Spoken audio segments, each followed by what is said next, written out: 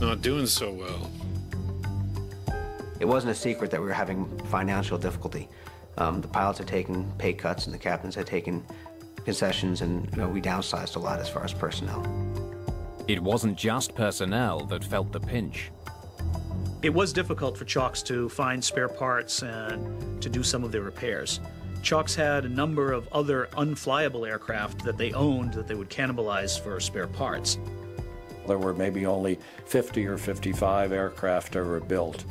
In that case, the original manufacturer, Grumman, was no longer in production of that aircraft. They no longer supplied parts. The airline's deteriorating health and the shortage of spare parts had a direct impact on safety. There's so much regulation and there's so much just necessity to make the airplane fly. It's hard to skimp on maintenance and not impact reliability. And if you don't have reliability, then you're just spiraling downhill. But no matter how tight the finances were, as a commercial airline, Chalks should have been closely monitored by the Federal Aviation Administration. In fact, the FAA did assign an inspector to work closely with Chalks. The FAA inspector, which is called a principal maintenance inspector, was responsible for the oversight of the maintenance program as carried out by Chalk. The inspector was aware the plane was suffering from chronic fuel leaks.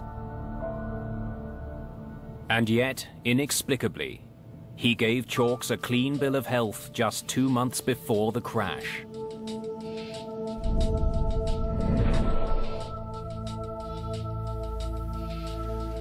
What is this guy doing?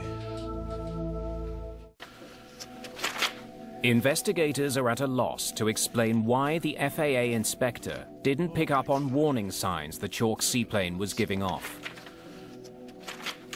The fact that Chalk was an old established carrier, maybe they just accepted, well, there's only 2 or 3 planes, it's a small operation, they only fly during the nice weathers, and they're good old boys over there, they know what they're doing.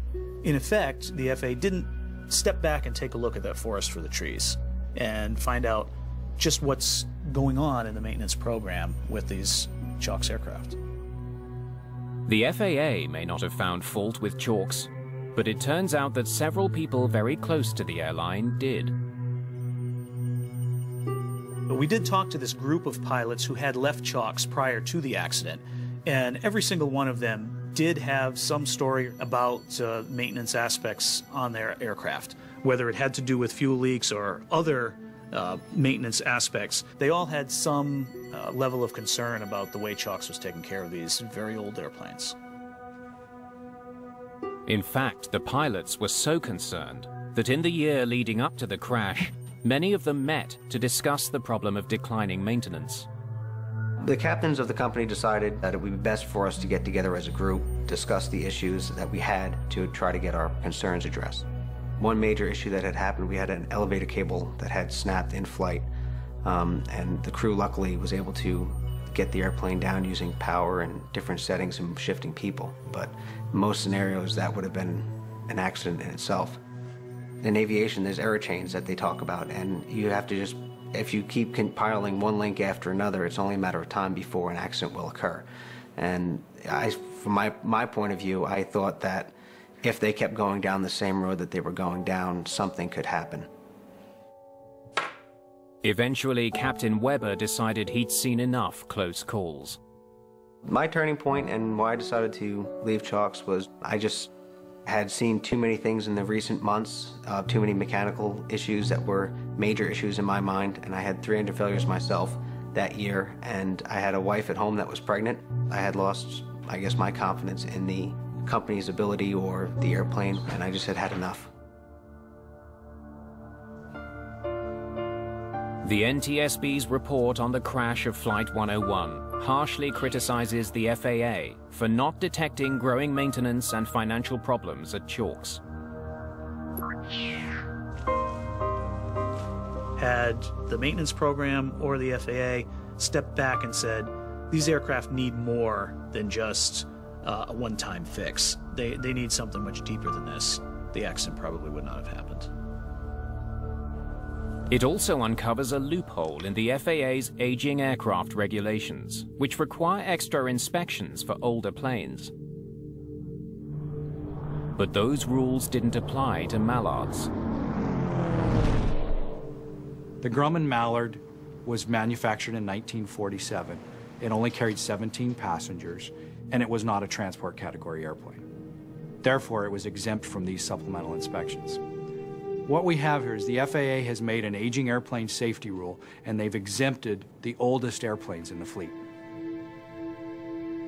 The NTSB recommends that the FAA expand its oversight of aging planes.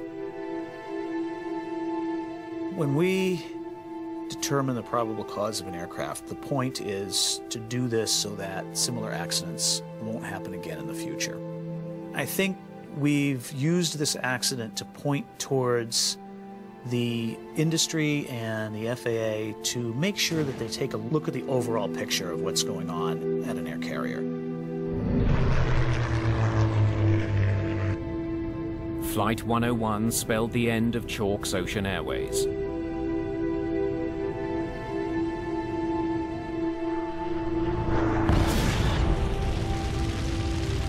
A few months after the report was released, the airline shut down. There was a lot of history and a lot of family community involved with the passengers as well as the people in the airline. So to see the whole airline and everything else kind of go down with the airplane is additionally, emotional for everybody that ever worked there or ever loved the airplanes.